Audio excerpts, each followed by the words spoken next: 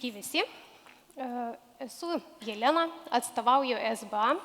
Atsakingas aš esu už organizacijos vystymą ir šiandien, kaip ir sufliuruoja mūsų pristatymo pavadinimas, esu su savo partneriu in crime, Ala, ir norime su jumis pasidalinti tą savo patirtim, kaip mums iš tikrųjų pavyko, kaip ir sakė Saulius, stresas. Saulius, tas blynas komentaristės ir iš tikrųjų kaip avantiūristinė idėja mums pavyko paversti iš tikrųjų labai organizacijas auginančią bendrystę. Bet turbūt šitos avantiūros nebūtų buvę, jei nebūtumėm tie pagrindiniai veikėjai ir herojai. Tai pradžiai, kas mes tokie ir su kokia patirtim mes įstojam į tą mūsų bendrystę. Taip, tai labai trumpai apie Acme grupę.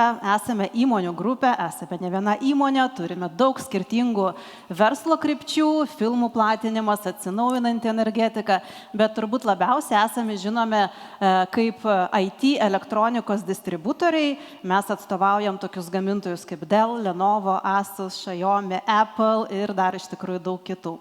Mūsų kolektyvas yra virš 400 darbuotojų ir noriu paminėti, kad dauguma jų tai yra savo sričių specialistai, vadovai, profesionalai, dauguma yra administracijos darbuotojų, o šiaip veikiame per 3 Baltijos šalis. O jeigu kalbėt apie mūsų patirtį mentorystėje, tai iš tikrųjų yra tikrai ganėtinai ilga. Mentorystėje jau esame 7 metus. Ir kiekvienais metais, kiekvieną sezoną ieškome būdų, kaip galima tą mūsų mentorystės projektą apskailinti, tobulinti, ieškoti naujų kažkokių tai perspektyvų ir pasiūlyti dar daugiau galimybių mūsų žmonėms augti. Bet iš principo nuo pat turbūt mentorystės užuomazgos mūsų įmonėje konceptas išlieka panašus. Tai mentorystė pas mus yra orientuota į visus Acme darbuotojus, norinčius augti, norinčius tobulėti, ieškančius, platesnio požiūrio, matymo. Ir čia visiškai nesvarbu, kokio įmonėje tu dirbi, arba kokioj šaly tu dirbi, ar kokiose pareigose. Iš principo laukiam visų. Ir pagrindinės kompetencijos, kurias auginam šitam formate, tai yra vadovavimas komandai, lyderystė ir įvairūs profesiniai skillsai, visų tikrai nevardinsiu. Mes esame irgi neprastas partneris šitoj grupiai. Tai atstovauju SBA grupę, kuri iš tikrųjų yra žinomas Lietuvos kapitalo grupė. Ir mes iš tikrųjų veikiam 6 skirtingose veiklose, tarp kurių turbūt viena iš pagrindinių tai yra baldų gamyba ir nekilnojamas turtas. Turbūt skirtingai negu Acme mes vienijam 3,5 tūkstančių žmonių, tarp kurių 700 yra vadovai ir specialistai. Nesam galbūt pasivarstę per skirtingas Baltijos šalis, tačiau per visą Lietuvą taipogi esam išsibarstę.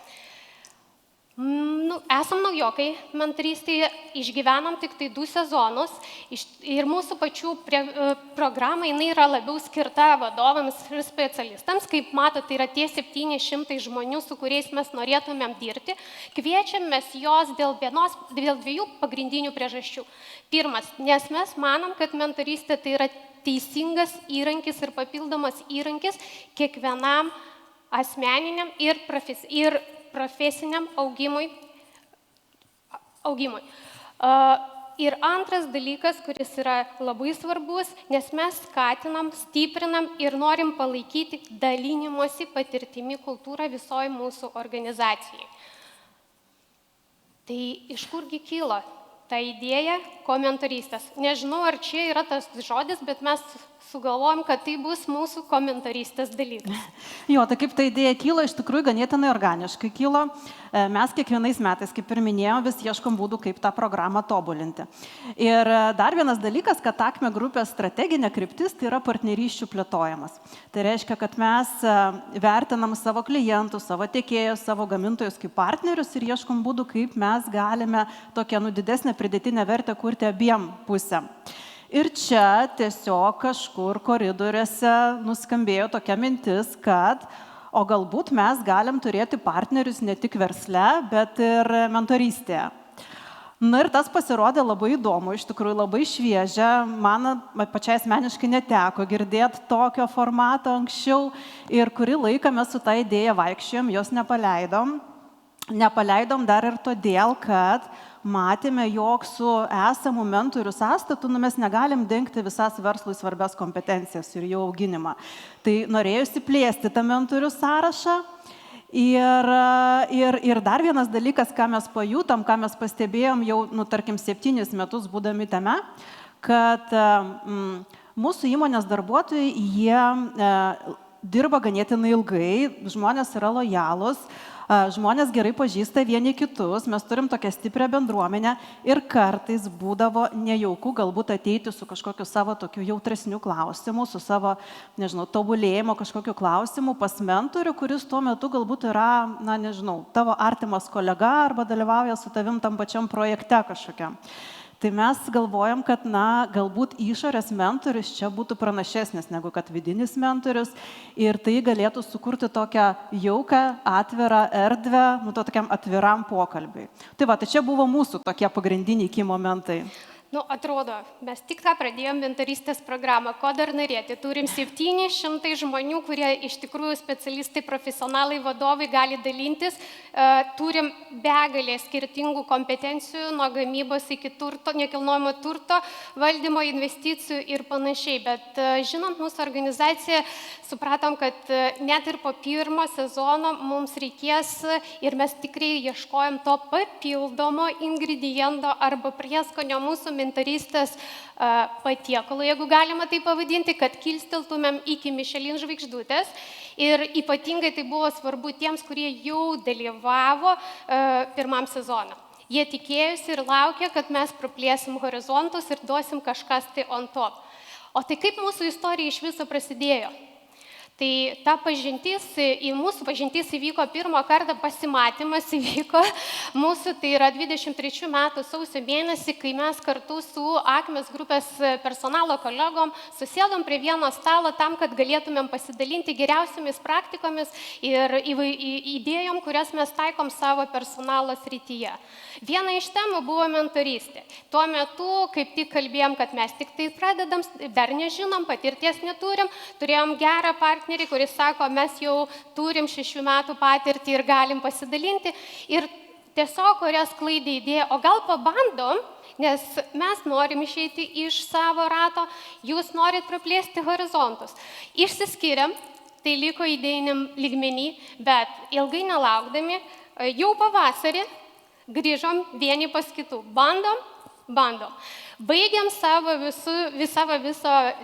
mes antrą sezoną, ne pirmą, Akmė 5 sezoną ir susėdom rudeniop, prieš pradedant jau visą naują sezoną prie stalo ir sudėjom ant stalo visus klausimus, kurios mus neramino tam, kad galėtumėm išjudėti ir pradėti tą visą mūsų programą. Į kokius klausimus mes iš tikrųjų turėjom atsakyti prieš tariant tą galutinį taip vieni kitiems? Jo, klausimų tai tikrai buvo daug, abejonių aš iš vadovų girdėjau nemažai. Turbūt vienas iš tokių dažniausių klausimų man buvo, o tai jeigu nuvilios mūsų darbuotojus, o tai jeigu nutekės konfidenciali informacija, kaip jūs mentorius ir mentys sumečinsit, jūs nepažįstat vieni kitų taip gerai, kaip jūs datas visiems suderinsit tokias, kurios tiktų. Tai iš tikrųjų klausimų tikrai buvo nemažai. Tai ką mes darėm, pradžioje mes apsitarėm tokias pagrindinės bendradarbiavimo gairias, kaip mes toliau dirbsime, pasirašėme bendradarbiavimo susitarimą, tai šituo susitarimu... Viskas oficialu. Taip, įteisinom, žodžiu, savo santykius. Tai tam susitarime aptariam konfidencialios informacijos neatskleidimą, BDR klausimus, kas yra tikrai labai svarbu. O šiaip, jeigu kalbant apie tą konfidencialią informaciją, tai mes šiaip ir nuolatos edukuojam savo darbuotojus, kas yra ta konfidenciali informacija, kaip ją atpažinti, kodėl jas negalima atskleisti. O šitoj vietoj taip pat labai aiškiai įvardiname savo programos dalyviams, kad šita programa yra apie jūs, apie jūsų asmeninį tobulėjimą, apie jūsų profesinį tobulėjimą. Tai kalbėkite būtent šitom temom, kalbėkite apie tai, kur jūs matote save ateityje, o tokius galbūt verslo kažkokius planus, konkrečius skaičius, rezultatus, tai palikite tiesiog nuošaliai. Tai va, ką dar susitarėm, tai susitarėm palaikyti nuolatos ryšį, kontaktuoti, komunikuoti, kalibruotis visais klausimais. Kalbant apie mentorių ir mentį porų sudarimą, tai susitarėm, kad plius minus tokius pačius principus naudosimės ir kad tarpusavį vėlgi derinsimės ir, kadangi turbūt kiekviena įmonė geriausiai pažįsta savo žmonės, tai padėsim vieni kitiem pasirinkti tą geriausią mečą. O kalbant apie datas ir apie tą timeliną bendrą, tai labai paprastai nusprendėm tiesiog prie to nesirišti. Ir taip ir darėm, kad mūsų programos važiavo plius minus tokiu pačiu metu laike, bet realiai važiavo kiekviena savo tempu. Tai SESBA turėjo savo mentorystės programą, o mes turėjome savo. Jo, šiek tiek sinchronizavomės tam, kad kadangi dalinomės mentoriais, kurie čia dalis mentorių dalyvavo ir mūsų vidinėse programose, tai kad nesusidubliuotų datos, nesusidubliuotų mokymo sesijos ar follow-up sesijos, tai šitoje vietoje šiek tiek tos sinchronizacijos reikėjo tarp mūsų.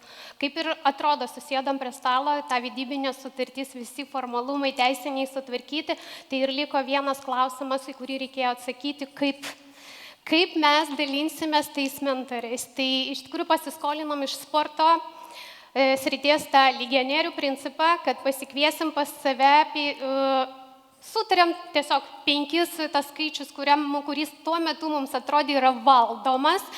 Tai kiekviena organizacija pasikvies pas save 5 mentorius iš kitos organizacijos, kad užtikrinti tą kokybę. Kiekvienoje įmonėje tos programos bendras susitarimas buvo, kad kiekvienas mentorius turėtų turėti patirties mentorystai. Tai ir kas turbūt tai yra vienas iš sėkmės kriterijų mūsų šitoj programai, kad sutarėm nuo pat pradžių, kad kiekvienas paskolintas žaidėjas ar tas vadinamas legionierius jis tampa kiekvienos organizacijos programos dalis visateisės. Jisai dalyvauja visuose mokymuose kartu su mumis, arba mes dalyvaudavom ACME ir lygiai taip pat visose follow-up sesijose. Turbūt tai buvo vienas iš kertinių dalykų tam, kad atrodo mentoriai patyrė, klausimas, kam tada dar mokytis. Bet susėsti bendrose sesijose, pažinti vieną kitą organizaciją, bent jau kažkiek suprasti, apie ką tai yra, tai buvo tikrai labai labai vertinga. Ar tai pasiseks?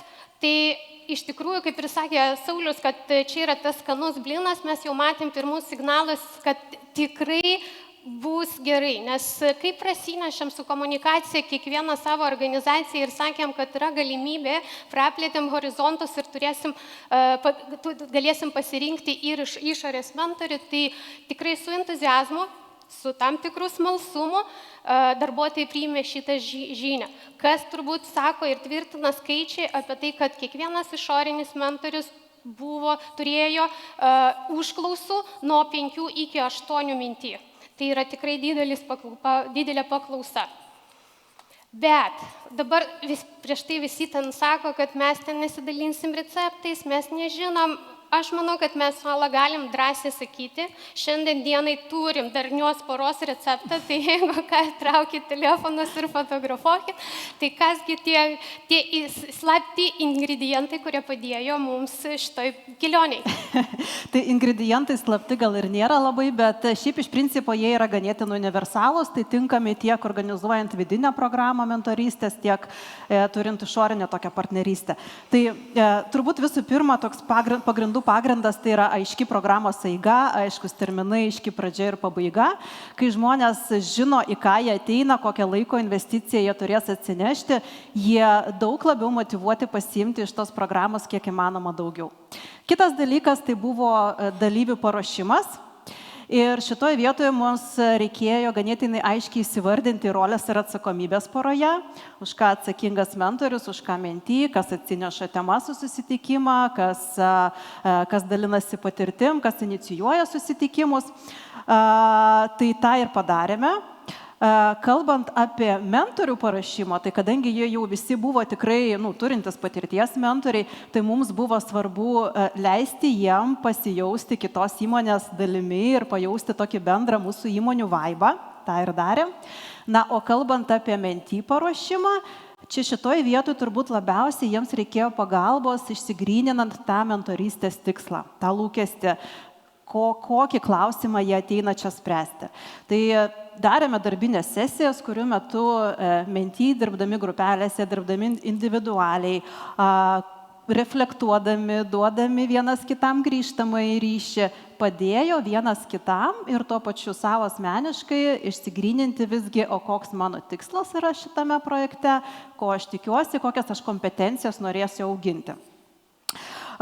Ir tik tais tada, kai jau mentį turėjo tą savo įsivaizdavimą, mes prašėme jų pasirinkti norimą mentorių ir norėjome, kad jie rinktųsi ne pagal savo kažkokias asmeninės simpatijas, antipatijas, bet būtent pagal tai, kiek mentoriaus profesinės sritis, profesinės kompetencijos ir ekspertinės sritis atitinka tą klausimą, kurį mentį nori spręsti.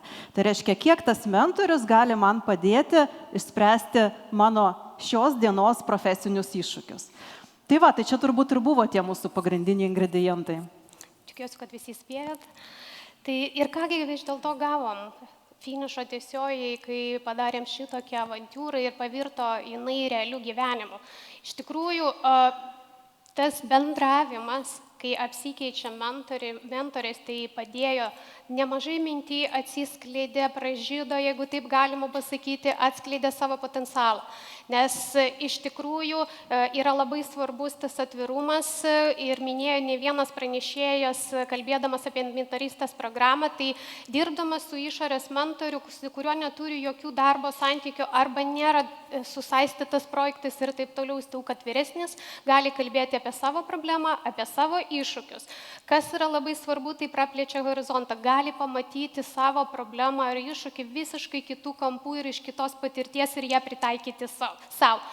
Turbūt padengiam ir viena ir kita organizacija tos poreikis, tų kompetencijų, kurių turbūt šiandien dienai mes ne tai, kad jos neturim, bet neturim žmonių, kurie gebėtų dalintis. Ir pati galiu patvirtinti, nes buvau tas mentorius, tai vienas iš didžiausių dalykų tai yra tas mentoriaus pripažinimą, nes kai tu išeini į išorę ir turbūt visi mentoriai ir mūsų, ir Akmės, visi išgyvena tą pačią krizę, ar aš turėsiu kuo pasidalinti, ar aš turėsiu ką pasakyti, kaip man elgtis, tai tas dalykas tikrai atnešė, kad to suvokimo, supratimo, kad aš daug, oh my God, kiek daug aš žinau ir kiek daug aš galiu pasidalinti. Ir tai yra visiškai kita patirtis, kuri gali padėti išspręsti, netgi iš pažiūros atrodo tas pats per tą patį klausimą, iš kurio negaliu išeiti. Ir turbūt labai svarbu, kad tai yra drąsa dalintis, drąsa klausti pagalbos. Tai tokio, kad gali pasinaudodamas tokiu įrankiu auginti save profesinė prasme. Bet čia, kaip sakant, yra toks pilvo jausmas, kad mums gerai sekėsi. Tai nusprendėm, kad vis dėlto reikia ir menčio matematikos, tai mes kaip SBA grupė iš tikrųjų sugebėjom per šitą antrą sezoną padvigubinti savo programos skaupą, dalyvių skaičių ir kas ypatingai svarbu, kad nenukentėjo kokybė, o dar ir kilstelėm ir tikiuosi, kad ta Michelin žvaigždutė jau šviečiasi mums ir mentį, ir mentorių įvertinimai tikrai padidėjo. Na, iš mūsų pusės tai sakyčiau, kad šitas toks bendras projektas tikrai susprogdino, ar ne, visus saugiklius ir nunešė stogą, nes dažniausiai, ką girdėjau, kokią atsiliepimą girdėjau žmonių, kad plėskit išorinių mentorių sąrašą, daugiau išorinių mentorių, norim dar ar ne daugiau. Ir taip, ir turbūt pagrindiniai atsiliepimai ir buvo, kad tai padeda plėsti bendrą savo, networką, savo matymą, tai padeda pamatyti kitos įmonės perspektyvą, tai leidžia išeiti iš savo komforto zonos ribų ir aišku, tai yra abipusė nauda ir labai didelė vertė tiek patiem mentį, tiek mentoriam lygiai taip pat. Nu tai va, tai įspūdis mūsų toksai, tai turbūt, kad... Kaip ir minėjo dar Ala, kad iš tikrųjų atrodo, kad niekasgi nedraudžia tiesiog kreiptis į išorę, turim puikią platformą Idealog ir gali naudotis ir šiaip tiesiogiai kreiptis. Bet matyt, organizacijom kartais ir darbuotojams reikia to padrasinimo ir paskatinimo, kad tai būtų formalus procesas, kad tai yra natūralu, kad tai yra leidžiama ir mes galim taip daryti. Tai iš tikrųjų, tai kaip ir sakė Ala, tai mūsų tas perfect matchas įvyko nuo pirmo pasimatymo, mūsų santykiai tęsiasi, nes ir trečią sezoną mes darysime kartu, tačiau kaip ir buvo mūsų gal pranešimas labiau subalansuotas tiems, kurie jau turi patirtį mentorystę, bet tikiuosi, kad įkvėpsi kitus, kurie tik tai bando žengti ir galbūt atsiras šitoj salėje, mes čia tokie hunteriai, žinai, kas norės prie mūsų prisijungti. Jo, kam patinka avantiūros, tikrai lauksime, mūsų kontaktai. Jo. Ačiū. Ačiū.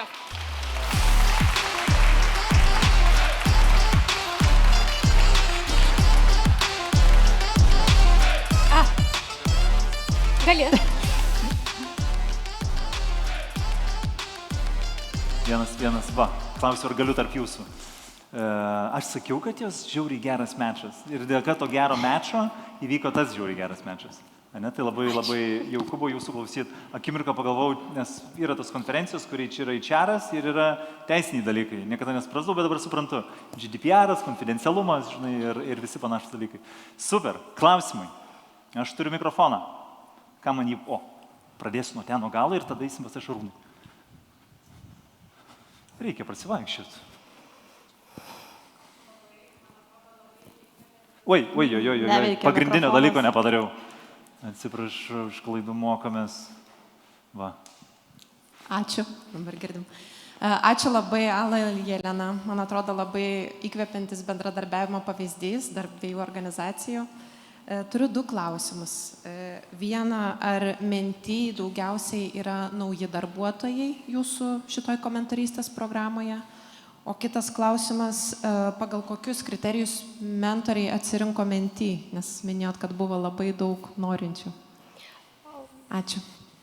Turbūt reikėtų kalbėti apie tai, kad mes kiekvieną organizaciją turėjom savo programą ir mes pagal tai dirbom. Tai pas mus Menti galėjo pretenduoti visi darbuotojai, kurie tik tai nori, bet buvo iš anksto mes sakėm, kad yra ribotas porų skaičius, į kurį mes einam, nes mes daugiau mažiau žinojom iki programos, bent jau 2 sezoną, iki programos pradžios, kad kiek mentorių mes turėsim programai.